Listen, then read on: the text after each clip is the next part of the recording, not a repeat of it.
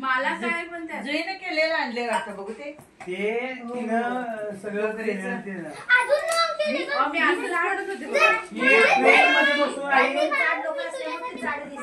Train मध्ये बसून तिनं जवळजवळ 15-20 मीटरचं कम्प्लीट केलं ट्रेन थांबायच्या आधी. हा हा हाय हाय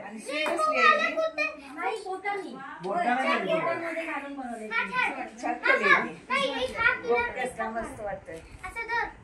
ते नाही का मी परवा तुम्हाला पाठवलं होतं शिवायचं.